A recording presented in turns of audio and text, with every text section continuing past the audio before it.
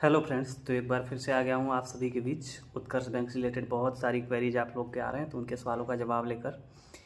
एक भाई का क्वेरी है कि सर मैं पीजी किया हुआ हूँ, क्या मेरी जॉब लग जाएगी और जॉब लगेगी तो किस पोस्ट पे लगेगी। तो भाई सबसे पहले मैं बताना चाहूँगा कि बैंक की जॉब जो होती है वो ग्रेजुएशन बेस पे होती है और ज्वाइनिंग ऑन रोल होती है। अगर आपके पास एक्सपीरियंस है अलग बैंक का, जिस डिपार्टमेंट का, उस डिपार्टमेंट में अच्छी सैलरी के साथ उस हिसाब का पोस्ट मिलेगा। अगर आपका एक्सपीरियंस नहीं है बैंकिंग सेक्टर का, आपको एज ए फ्रेशर लिया जाएगा। चाहे आप जो जो पोस्ट ज्वाइन करना चाहें वहाँ पे आपको अगर वैकेंसी है तो आपको फ्रेशर लिया जाएगा।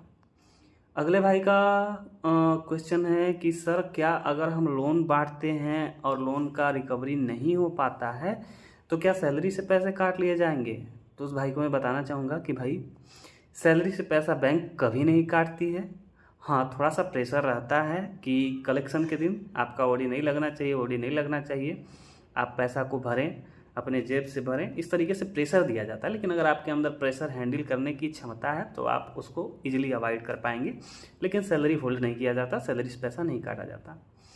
अगले भाई का क्वेश्चन है कि सर सैलरी कितने तारीख को आ जाती है। तो भाई मैं बताना चाहूँगा कि चूँकि उत्कर्ष एक बैंक है और किसी भी बैंकिंग सेक्टर में जो सैलरी की तारीख होती है वो या तो महीने की 30 या तो 31 को होती है। अगर 31 का महीना है, 31 को छुट्टी है तो सैलरी 30 को आ जाएगी। और अगर महीना 31 का है, 30 को छुट्टी है तो ये 31 को ही आएगी। और महीना 30 का है तो 30 को ही आएगी। मतलब आपको हर महीने की लास्ट में 30 या 31 तारीख को सैलरी टाइम से आ जाएगी। अब एक लोग का और क्वेश्चन रह गया इसमें कि सर ओडी कलेक्शन का जो स्टाफ ओडी कलेक्शन करते हैं, कलेक्शन एग्जीक्यूटिव हैं, उनकी सैलरी क्या होती है। मैं बताना चाहूँगा उनकी सैलरी सबसे बेस्ट होती है। मैं ये कहना चाहूँगा नॉर्मली कि उत्कर्ष स्मॉल फाइनेंस बैंक में अगर कोई सबसे अच्छी फ़िलहाल में डिपार्टमेंट वर्किंग है तो कलेक्शन टीम है। हल्का प्रेशर होता है, आप कलेक्शन टीम में जाएंगे। पहले तो डायरेक्ट उत्कर्ष लेती नहीं है, थर्ड पार्टी के थ्रू लेती है। अगर आपको एक्सपीरियंस है दूसरे फाइनेंस से हैं आप कलेक्शन का, तो आपको अच्छा खासा पोस्ट मिल जाता है उत्कर्ष में कलेक्शन ऑफिसर का।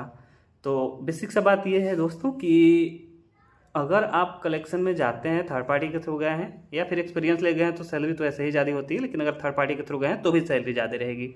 कम से कम 17-18 हज़ार आपकी सैलरी होगी। टारगेट कुछ नहीं है, आपका महीने का ₹1,00,000 का टारगेट रहता है कि मतलब कर लेना है, तो इजीली आप ₹1,00,000 कर लेंगे। और बहुत ज़्यादा इंसेंटिव्स होता है उन लोग को।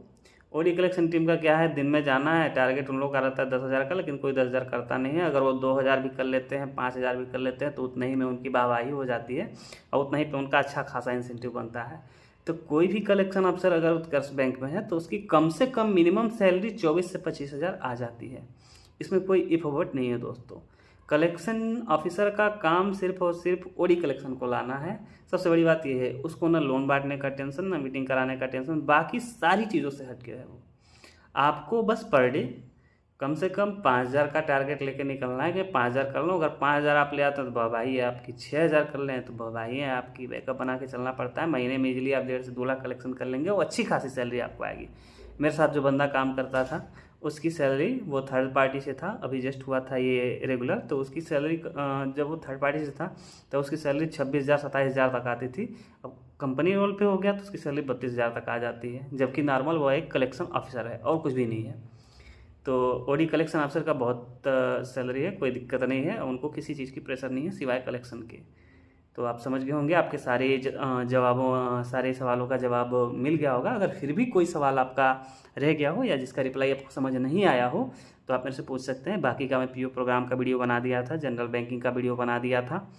और अगर किसी चीज़ के बारे में जानना हो बैंकिंग रिलेटेड या कुछ भी जॉब रिलेटेड, और मैं अभी एक वीडियो बनाने वाला हूँ कि मेरी करियर की शुरुआत कहाँ से हुई थी और फिलहाल मैं कहाँ पर हूँ, क्या वर्क कर रहा हूँ। तो आप लोग जुड़े रहिए, वीडियो को शेयर करते रहिए, आपको बहुत सारी जानकारियाँ मिलने वाली हैं मेरे वीडियो के थ्रू। मिलते हैं अगले वीडियो में। धन्यवाद। आपका जो भी क्वेरीज हो आप कमेंट सेक्शन में डालिए।